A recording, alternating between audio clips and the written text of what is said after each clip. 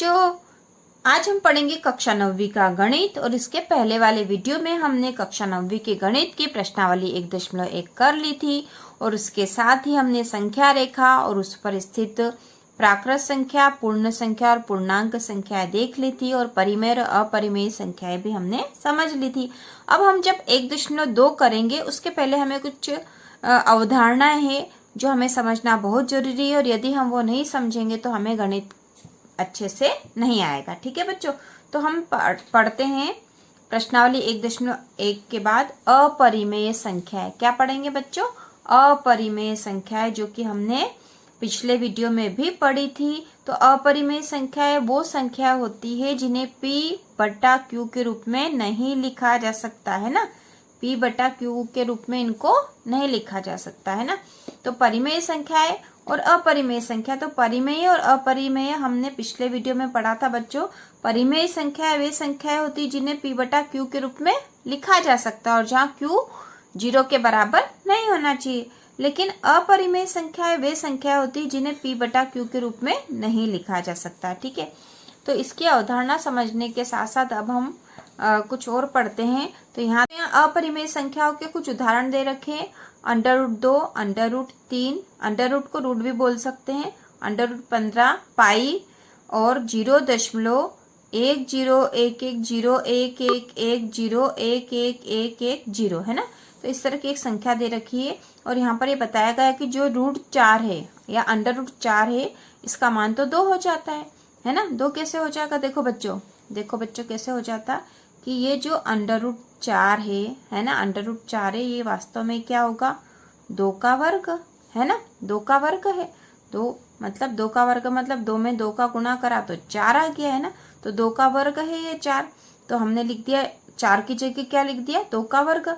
अब इस वर्ग से √ कट जाएगा है ना, वर्ग से √ कट जाएगा, तो क्या बचा यहाँ पे? 2। जब 2 आ जाएगा तो 2 क्या हो गई? एक परिमेय संख्या है, क्योंकि इसको 2/1 के रूप में हम लिख सकते हैं। हम 2 लिखे या 2/1 लिखे तो वो एक ही बात होगी है ना। तो यह एक परिमेय संख्या हो गई, इसलिए √4 जो है वह अपरिमेय संख्या नहीं है। इसी प्रकार हर वो संख्या जिसका वर्गमूल निकल जाएगा वो अपरिमेय संख्या नहीं होगी बच्चों। जैसे बच्चों √64 है ना, तो √64 क्या हो जाएगा? ये 8 का वर्ग है ना। √ के अंदर 8 का वर्ग है, तो हम जब इस वर्ग से √ हटा देंगे तो बच जाएगा 8, तो ये एक परिमेय संख्या हो जाएगी। इस प्रकार हर वो संख्या जिसका वर्गमूल निकल सकता है वो परिमेय संख्या होगी और बाकी संख्याएं क्या कहलाएगी?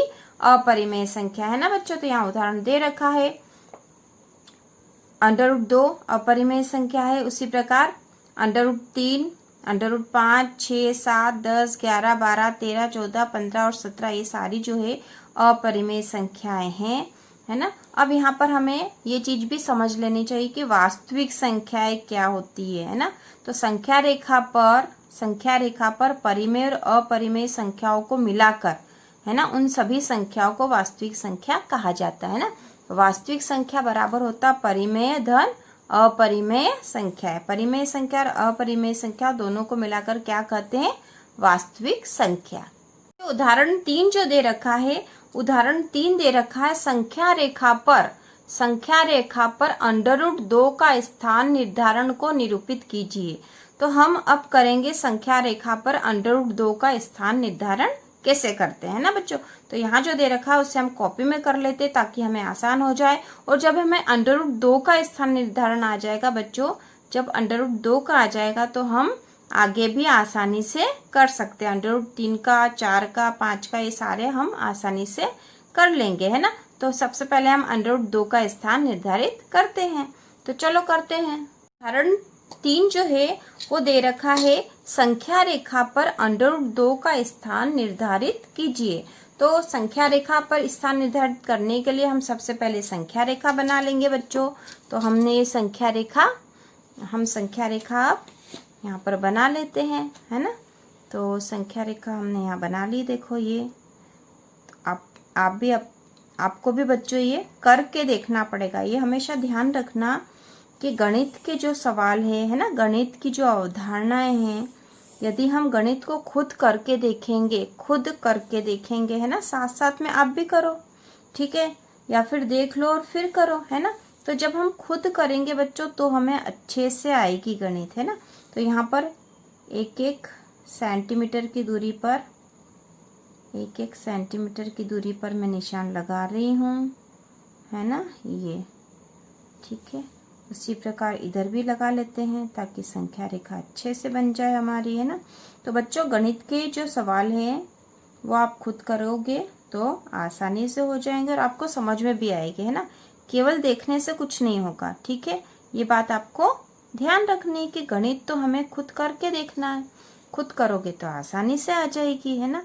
एक बार देख लो, है ना, देखने के बाद खुद करने की कोशिश करो, ठीक है। नहीं समझ में आया तो फिर से देख लो एक बार क्या बताया है, तो हमें अच्छे से आ जाएगी। देखो बच्चों मैंने संख्या रेखा बना ली है, देखो ये रही, है ना।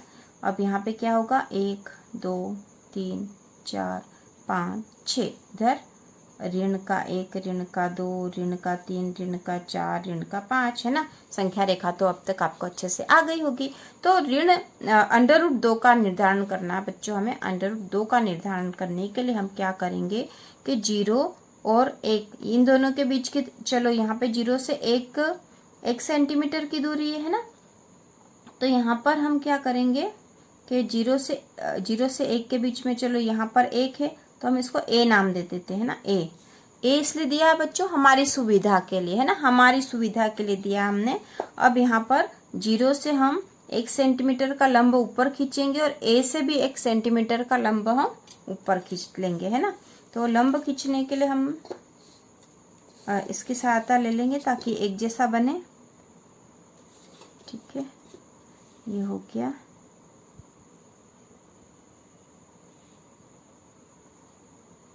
पहले हम स्केल अच्छे से रख देंगे और ये अच्छे से रख के 1 सेंटीमीटर पे यहाँ बनाया, ठीक है। इसको आगे बढ़ा देंगे और 1 सेंटीमीटर पे वापस यहाँ बना लिया, है ना बच्चों। तो ये हमने ये बना दिया। हमको यहाँ पर एक चतुर्भुज बना लेना है ना। वास्तव में ये क्या है, एक वर्ग है ना, जिसकी सारी जो भुजाएं हैं कितने की, 1-1 की है ना। सारी भुजाएं कितने की, 1-1 की, है ना बच्चों।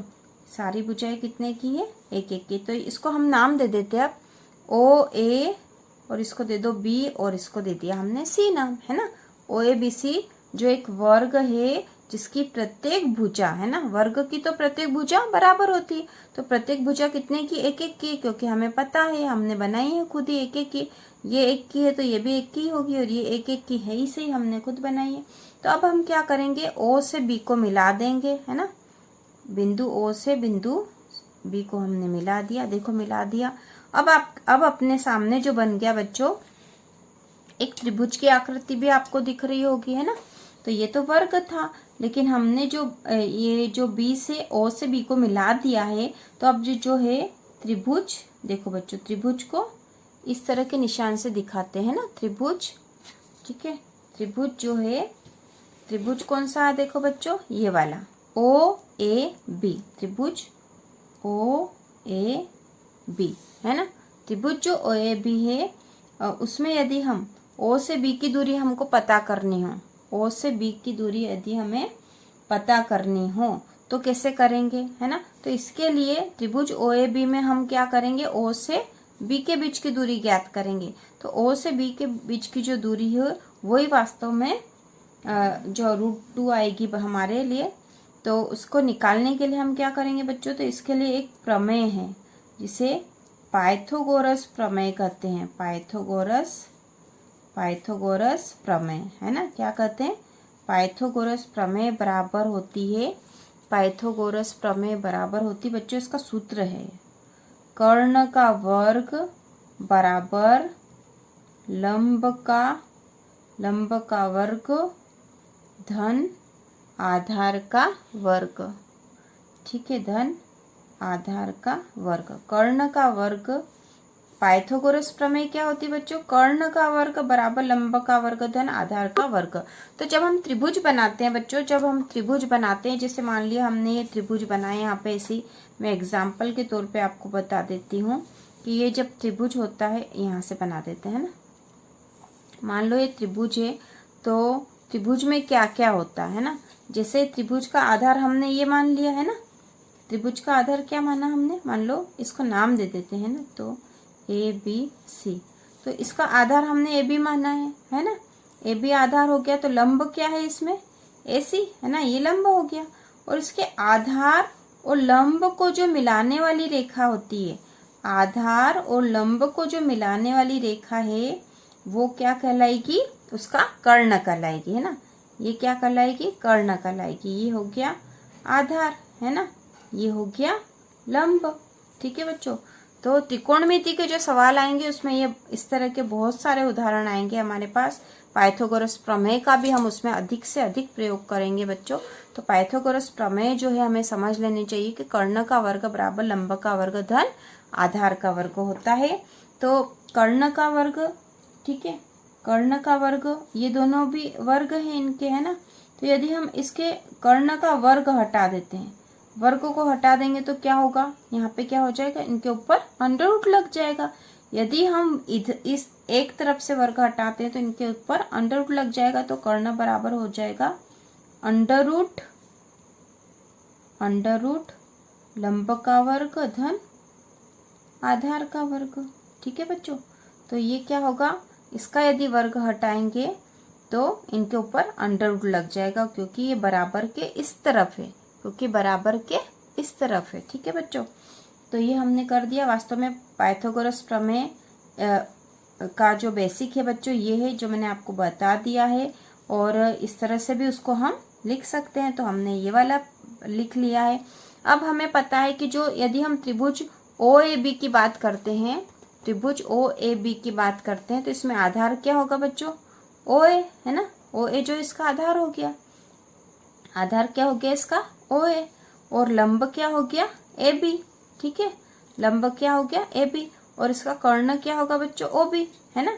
तो OB इसका कर्ण होगा। तो यदि OB की हमको माप पता करनी है तो हम कर्ण OB बराबर अंडर रूट लंब क्या बच्चों, देखो लंब क्या था, अभी बताया था मैंने, ये आधार हो गया, ये लंब हो गया, लंब है AB, है ना।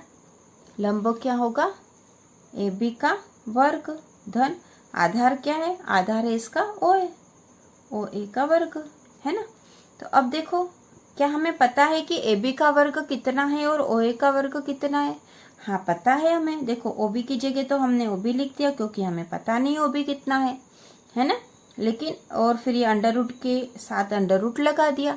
AB कितना बच्चों, AB कितना था, A से B कितना था बच्चों, एक था ना, हमने एक का ही खींचा है ये लंब, तो ये एक है। ठीक है, ये एक है और एक का वर्ग है ना, वर्ग करना पड़ेगा क्योंकि AB का वर्ग है धन OA कितना बच्चों, OAB कितना है, ये भी एक है ना, OAB कितना है, ये भी एक है। ठीक है, तो यहाँ पे भी हमने एक लिख दिया और एक का वर्ग कर दिया। ठीक है, तो ये हो गया OB बराबर अंडर रूट। ठीक है, OB बराबर अंडर रूट, एक का वर्ग एक होगा, है ना। एक का वर्ग मतलब क्या हुआ, एक का वर्ग मतलब क्या हुआ, एक गुणा एक, है ना। एक वर्ग मतलब एक गुणा एक। ठीक है, तो एक का वर्ग एक हो गया धन एक का वर्ग, फिर क्या हो जाएगा बच्चों, यहाँ पे एक हो जाएगा, है ना। अब ये हो जाएगा OB बराबर अंडर रूट, एक धन एक हो गया दो, है ना। तो OB बराबर क्या आ गया हमारे पास, अंडर रूट दो। OB बराबर क्या आ गया बच्चों, अंडर रूट दो। तो OB का मान आ गया हमारे पास, जो OB है इसका मान आ गया है अंडर रूट दो, है ना। इसका मान आ गया है अंडर रूट दो। ये एक था, है ना, एक था, ये लंब था, ये आधार भी एक था। तो एक लंब और एक आधार वाला जो त्रिभुज था बच्चों, उसका जब हमने कर्ण निकाला, है ना, तो वो आया है अंडर रूट दो। और कैसे आया बच्चों, पाइथागोरस प्रमेय का प्रयोग करा है। यदि आपको ये समझ में नहीं आए तो आप सीधे ये भी लिख सकते हो कि कर्ण बराबर अंडर रूट लंब का वर्ग धन आधार का वर्ग। लेकिन इसका बेसिक यही है, क्योंकि त्रिकोणमिति में ये जो है सूत्र आता है कि कर्ण का वर्ग बराबर लंब का वर्ग धन आधार का वर्ग। क्योंकि ये वर्ग था, इसका वर्ग हटाएंगे तो, क्योंकि ये बराबर के दोनों इधर उधर है ना, तो इसका वर्ग हटाएंगे बच्चों तो यहाँ इसकी तरफ क्या लग जाएगा, अंडर रूट लग जाएगा। तो ये हमने लगा दिया यहाँ पे, और लंब का वर्ग और आधार का वर्ग का मान रख दिया बच्चों, तो अंडर रूट दो आ गया। अब ये जो √2 आया है इसे हम संख्या रेखा पर कैसे प्रदर्शित करेंगे, है ना। तो उसके लिए हम प्रकार का प्रयोग करेंगे, है ना। देखो देखो बच्चों, है ना, हम प्रकार की सहायता से √2 का निर्धारण करेंगे कि √2 कहाँ आएगा। तो √2 तो वास्तव में ये था, O से B तक की जो दूरी आई थी वो √2 थी। और इस √2 को हम संख्या रेखा पर कैसे प्रदर्शित करेंगे, तो उसका ये तरीका बच्चों कि अब हम प्रकार की सहायता से O से B की दूरी जो थी उसके आधार पे हम O पे प्रकार का ये वाला कोना रखेंगे, है ना। ये कोना कहाँ रखेंगे बच्चों, O पे रखेंगे, है ना, O पे रखेंगे। और इस पेंसिल की सहायता से हम B वाले बिंदु पर इस पेंसिल को रख लेंगे और उससे एक चाप खींच देंगे, है ना, संख्या रेखा पर। तो मैंने ये एक चाप खींच दिया। देखो बच्चों, आपको दिख रहा होगा, ये एक चाप खींच दिया है संख्या रेखा पर, है ना। ये जो संख्या रेखा पर चाप खींचा है और जो हमें बिंदु प्राप्त हुआ है बच्चों, है ना, ये जो बिंदु प्राप्त हुआ है यहाँ पे, ये बिंदु जो यहाँ पर प्राप्त हुआ है यहीं पर है √2, यहीं पर है √2। तो √2 का निर्धारण हमने संख्या रेखा पर कर लिया है।